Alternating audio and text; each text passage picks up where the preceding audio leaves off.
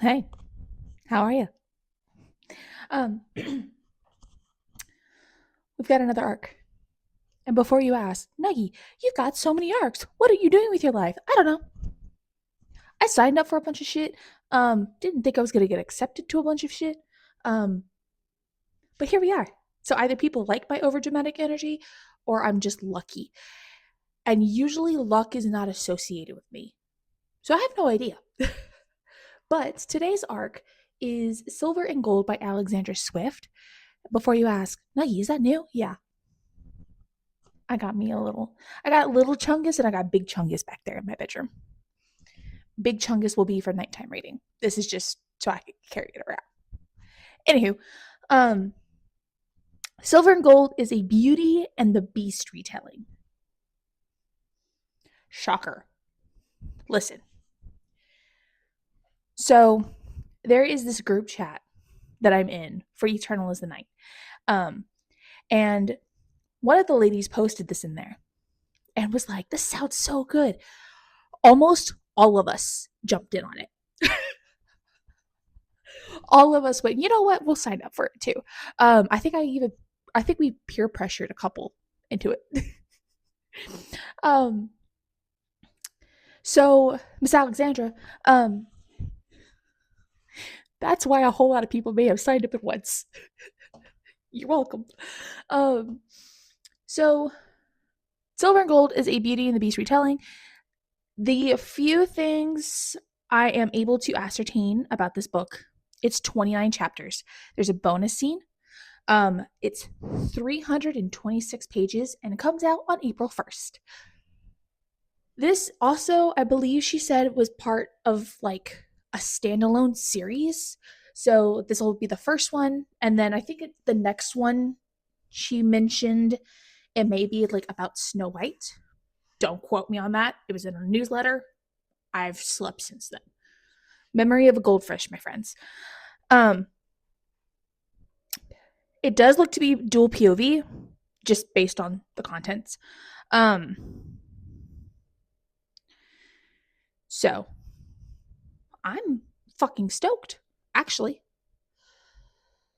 because I don't know if I have said this, but Beauty and the Beast is one of my favorite Disneys. Don't ask me what it was. It definitely wasn't about Stockholm syndrome that got me. Um, but Beauty and the Beast, Aladdin, and Tangled are my three Disney movies. Okay, okay. So if anybody like has a Tangled retelling or an Aladdin retelling, send them my way, please. Thank you. Anyway, so before anybody asks, yes, I know April 1st is like in 2 weeks.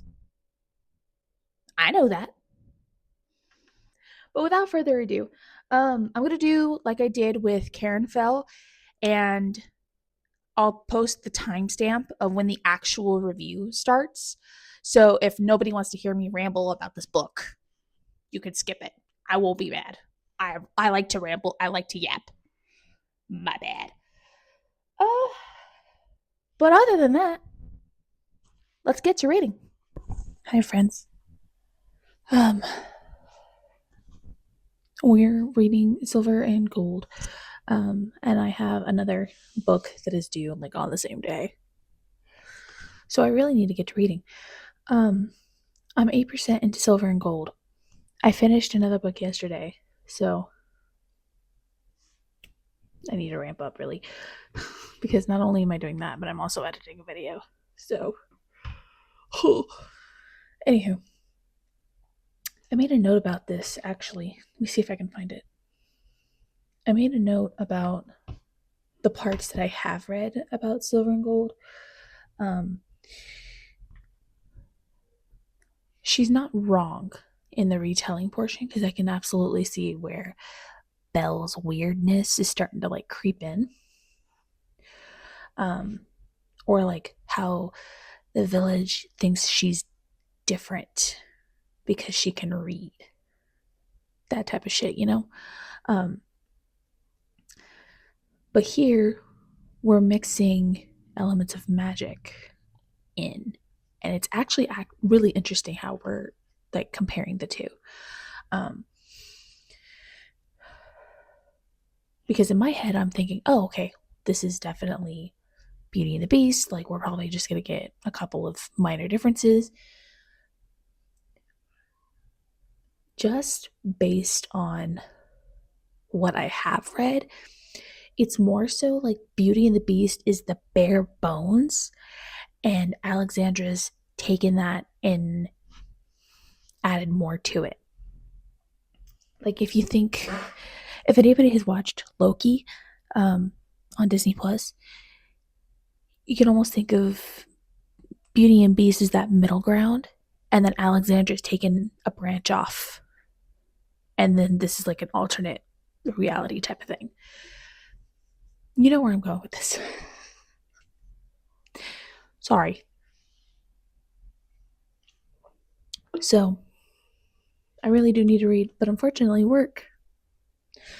So, I'm going to try and read a shit ton today and try and read some of my other book as well. Because, like I said, they're both due on the same day. Hey, remember when I admitted that I was overworking myself because I didn't know what I was doing? Yeah, this is the consequences of my actions.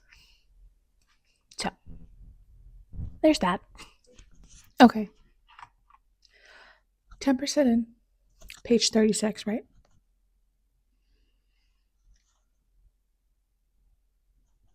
Oh.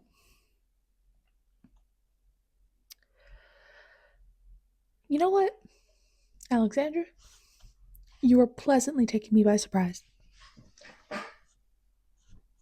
I came in expecting talking teapots and magic rugs. Was not expecting that. So what I said earlier was more so correct than anything. You've taken the story as a whole and kind of used that as the bare bones, I feel like. Because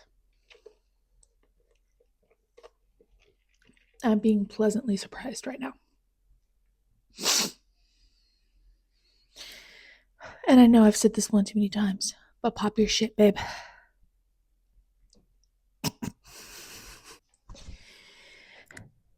Yeah, so I'm slowly but surely solidifying my thought that this is not going to be your average retelling. And the reason I'm saying that is because, most retellings, it's like, okay, the story is like front page and center. She could have marketed this as not being Beauty and the Beast. I would still be having fun. Because what do you mean, if you refuse, I will understand? Alexandra, what are you about to do to my feelings?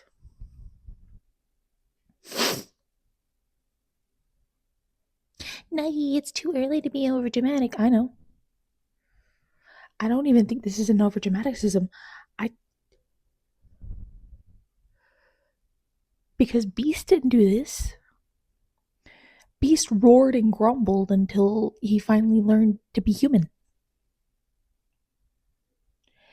This man hasn't done that yet.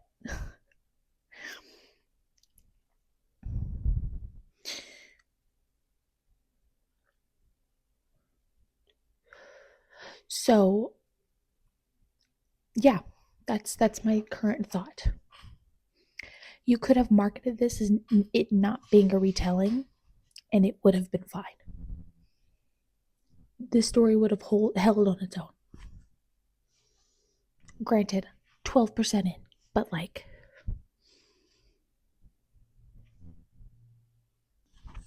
you know what, Brittany? That's entirely inappropriate.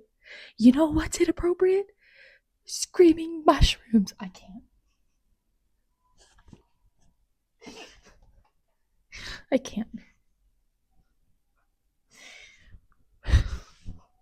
Brittany is that annoying little sister that just says whatever the hell comes out of her mouth. I love it. Yeah, you've got me hooked so far, Miss Ma'am. You have got me hooked. Okay. I've gotten to 18%. I had to go take my mother in law out. But I got to 18%. I don't like Kilda. I'm going to be the first one to say it. I don't like her. I know. I know. The outrage. She's giving. I was here first. And I don't know, something about her makes me think that she's the one that's causing all the issues. She said it herself. I've been helping him research his condition. And the way she acts. Oh! I just want to. Anyway. So, that's where I'm at. Um, the house is cute.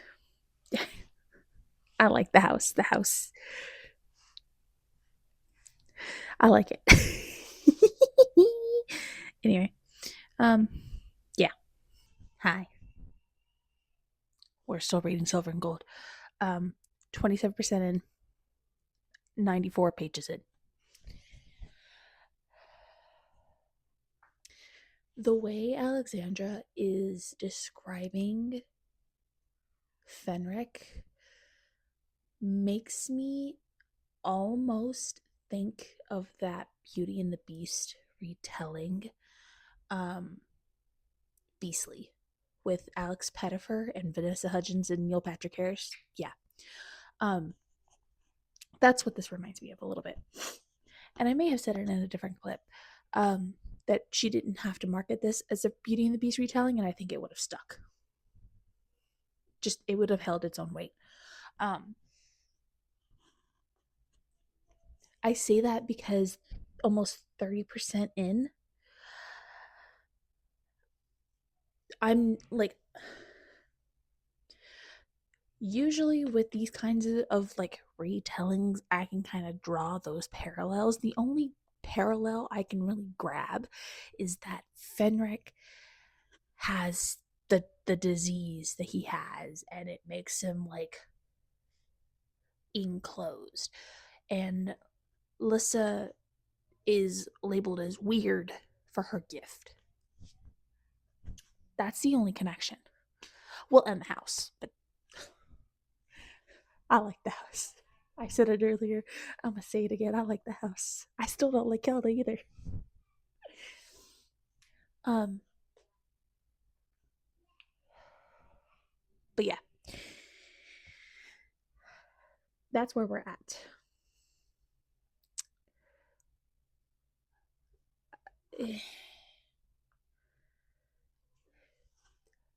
There's enough going on, and this is me like actually putting him on my logical cap, right?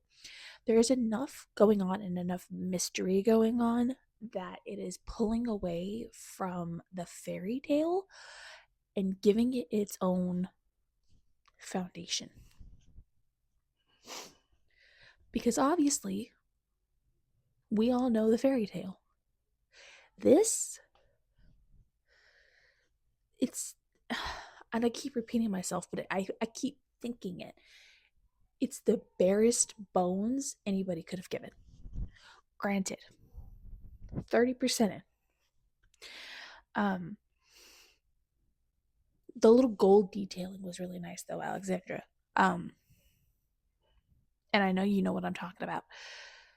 And if anybody has read the arc already or has come back after they've read it,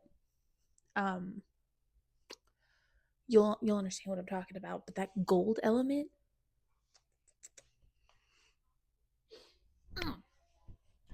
I read that and I went, that was actually really smart. You're doing your shit. Um, but yeah, there's enough going on here that, and I really hope that it continues that way, because once I start seeing the parallels, I might think of it differently. But with the way that it's going now, I really, really hope that it keeps it up, because I have really, really high hopes for this. Not because of it's a fairy tale, but because of what I've read so far. I'm sitting here going, fuck a fairy tale. This is just a fantasy. You could have just labeled this a fantasy and it'd been fine. So, I'm very intrigued. Some of my other street team members for Eternal is the Night has already finished, and so haven't even started, which I find a little hilarious because I was like, I need to get this read before the deadline. Anywho, um, but yeah, I'm.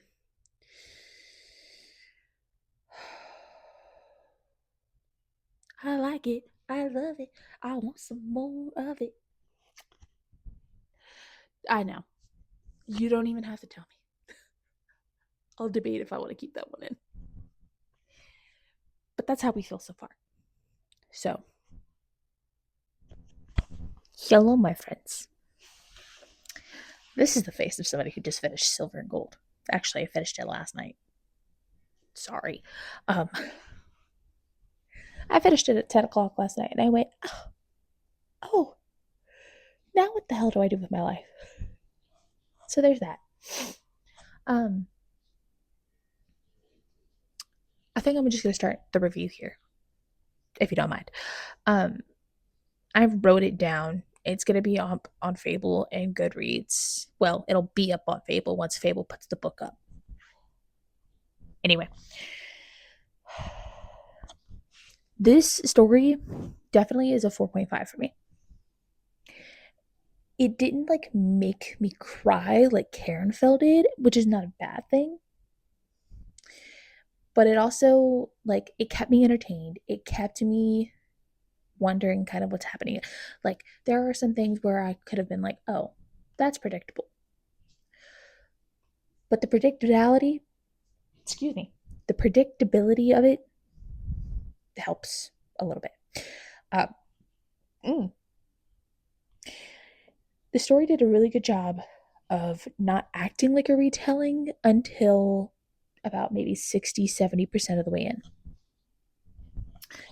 Um, we have fleshed out characters. We have, like, obviously, there are still a little bit of questions because, and I can't think of any right now because I'm tired, but like, if I had questions, it may be about the magic system, um, or like something like that.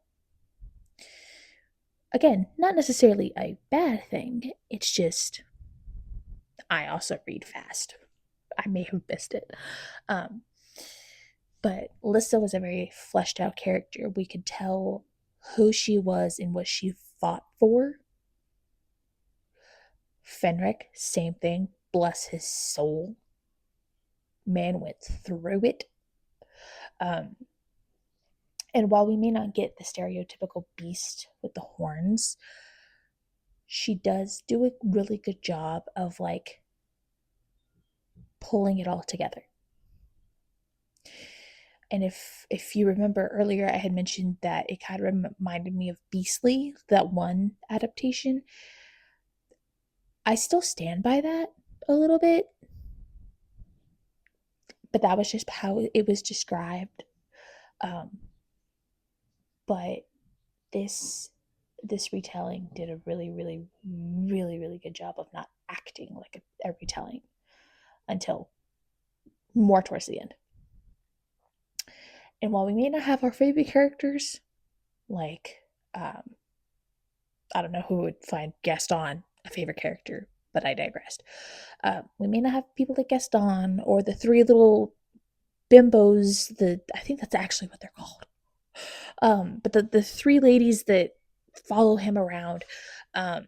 We may not have LeFou. We may not have him.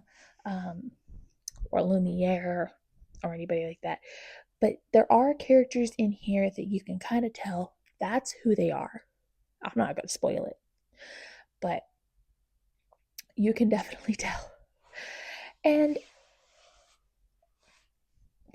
not only are you giving us a retelling, but you're also interconnecting them, which I find appreciative, because then the next time I pick up one of your books, I'm going to be like, oh, I know who this is. And, it's not a bad thing if I didn't, but the fact that you are interconnecting them makes it a little better.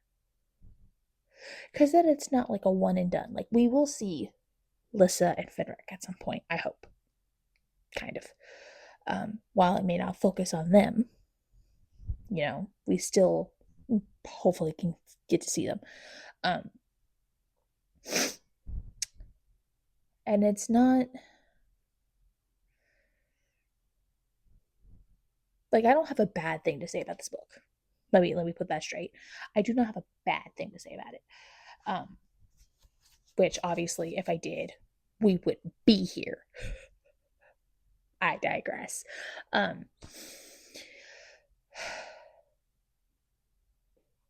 So for the Spice Girlies, there is spice. It is a little bit of a slow burn, and when I say slow burn, I mean like we get teasings until like 70-80% through. Okay. So so there's that. I highly recommend it for people who like retellings. I highly recommend it even if you don't, because it, like I said, and I have been saying, it does not feel like one. So I guess I'll see you in a YA sci-fi. That should be good.